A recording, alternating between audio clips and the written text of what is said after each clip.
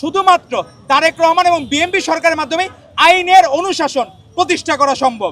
অপরাধীদের সর্বোচ্চ শাস্তির ব্যবস্থাও তারেক রহমান করবেন। 17 বছর ফ্যাসিস্ট লীগের আমলে যে বিচারহীনতা ছিল, সেই বিচারহীনতার এখনো পর্যন্ত অনেকাংশে কন্টিনিউশন হচ্ছে।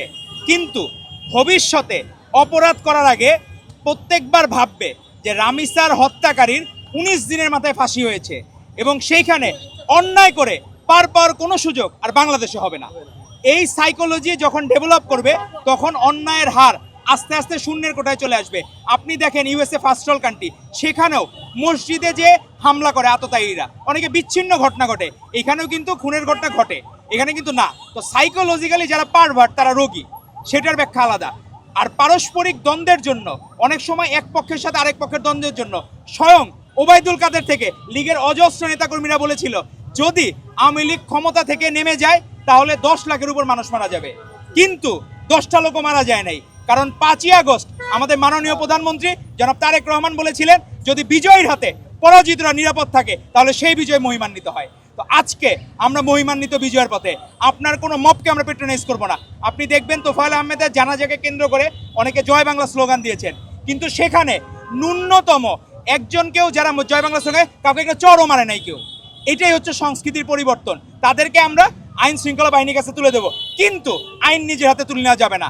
আর সরকার ওই গত 17 বছর যে বিচারহীনতার কারণে যে টেন্ডেন্সিটা আছে সবার মধ্যে, অপরাধ প্রবণতা আছে, সেই অপরাধ প্রবণতার কারণে এই অপরাধগুলো হচ্ছে। তবে আপনি দেখবেন আস্তে আস্তে রামিসার যে হত্যাকাণ্ডের যে তাদের দুইজনেরই বিচার হয়েছে, স্বামী এবং স্ত্রীর ফাঁসি হয়েছে, এইটা বাংলাদেশের জন্য ভবিষ্যতের জন্য একটা ল্যান্ডমার্ক। ভবিষ্যতে আর কোনো অপরাধী এইভাবে আর কোনো অপরাধ করার জন্য আগেই চিন্তা করবে যদি আমি অপরাধ করি আমার ফাঁসি হবে। এই কারণেই অপরাধের প্রবণতা আস্তে আস্তে কমে যাবে এবং আশা করি আমাদের মাননীয় প্রধানমন্ত্রী জনাব তারেক রহমানের নেতৃত্বে সেটি শূন্যের কোঠায় চলে আসবে। এবং আপনি দেখবেন যে এই রাস্তায় আইন শৃঙ্খলা মানার যে প্রবণতা, গাড়ি বৃষ্টির মধ্যেও দেখলাম গাড়ি এলোপাতারি না, সবাই সিগন্যালের 300 সেকেন্ড অপেক্ষা করতে হবে, অপেক্ষা করতেছে, 10 সেকেন্ড অপেক্ষা করতেছে, কারো কোনো তাড়াহুড়া নাই। কারণ সবাই জানে শুধুমাত্র তারেক রহমান এবং বিএনপি সরকারের মাধ্যমে আইনের অনুশাসন প্রতিষ্ঠা করা সম্ভব এবং সকলের কিন্তু টাইম সেভ হচ্ছে। তো এই গভর্নমেন্ট বাংলাদেশকে ভালো কিছু উপহার দেয়। আপনার ঋতুপর্ণা চাকমা তার ফ্যামিলির যে অবস্থা খারাপ সেটা তারেক রহমান আগে থেকে জানতেন। আগেই হচ্ছে উনি ওনার মায়ের চিকিৎসার জন্য আমরা বিএনপি পরিবারের মাধ্যমে, আপনি দেখবেন রুহুল কবির রিজভী আহমেদ, সে এই বয়সেও পাহাড় পর্বত পার হয়ে তার বাসায় গিয়েছিল ঋতুপর্ণা মায়ের ক্যান্সার আক্রান্ত যে মা ছিল তার পাশে দাঁড়ানোর জন্য।